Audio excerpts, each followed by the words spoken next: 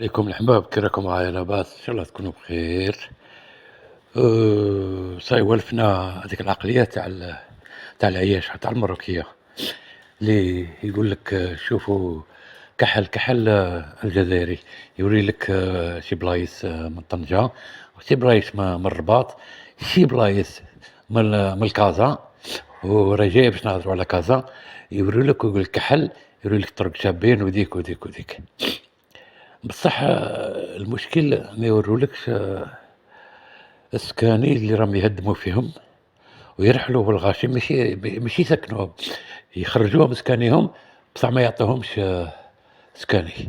يقولوا لهم تخلصوا 10 ملايين باش تدوا سكن اقتصادي سكن اقتصادي.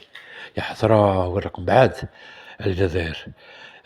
خليكم تشوفوا هذه الفيديوهات وتحققوا بأنفسكم.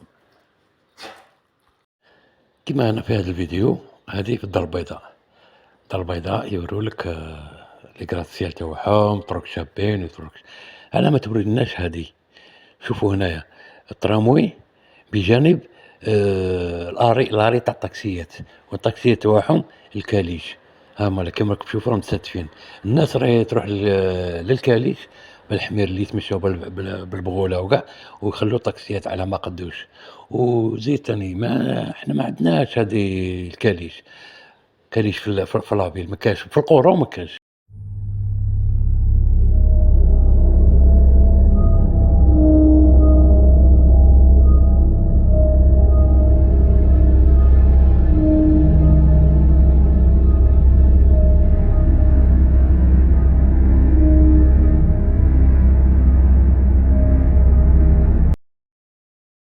عاجل الخوتي والمغاربة تحت الصدمة، ونظام المخزن يطرد المغاربة من بيوتهم ويصادر ممتلكاتهم بحجة منحها لملاكها الأصليين القادمين من الأراضي الفلسطينية المحتلة. في المملكة المغربية يمضي الصهاينة في طرد المغاربة من بيوتهم وممتلكاتهم تحت رعاية نظام المخزن الساعي لتجنيس أكبر عدد من أبناء وأحفاد اليهود الصهاينة من أصول يزعم أنها مغربية. أنا باش نتعشاو بعدا ما عندناش باش نتعشاو، قالك 10 مليون لا بغيتو السكن، تعطيونا 10 مليون ونعطيكم السكن. قال لي السيفاده غتوقف، كاينه كانت ديالك وقفها. انا راه ما خرجتش لك نهار الاربعاء، قال لي ما كايناش خسائر في الارواح، غيجي المخزن يهزكم يحطكم وغيدوز كراكس. احنا 500 دار في درب معايزي ما حرناش فيها، غنحيروا شويه القصدير. حنا دابا ولينا شويه القصدير. حنا تفاجئنا بان السلطات خبرونا بانهم غيجيو يهدموا لنا المنزل ديالنا اللي هو عندنا شهاده الملكيه ديالو هي.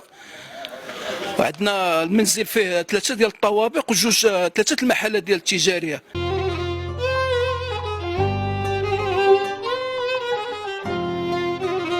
باش تعرفوا شرانا مجاوري ناس سي محمد شعبه ما رحماش. علاش راه صاري هذا الشيء في الشعب المغربي؟ لخاطر محمد السادس راه يحوس يورث الحكم لولده، والمعارضة في المغرب راهي رافضة ولده جملة وتفصيلا، وراهم باغين يطيحوا النظام الملكي ويديروا نظام جمهوري. وباه الملك يتمكن ويورث ولده لازم ينفذ أوامر الكيان حرفيا.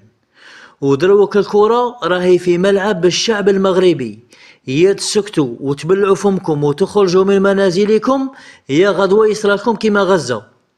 وإلا صراكم كما غزة ما تقولوش احتلال، لا خاطر هذا ماشي احتلال، انتوما راكم راضين.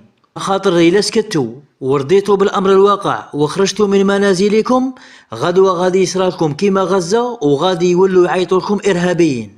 وإحنا في الجزائر ما ميجوا للمغرب ما يديرونجوناش، لا خاطر إحنا ماشي الأردن وماشي سوريا وماشي لبنان وماشي مصر، إحنا الجزائر. الكيان الإرهابي يغلط معانا السروال نقلعوه له.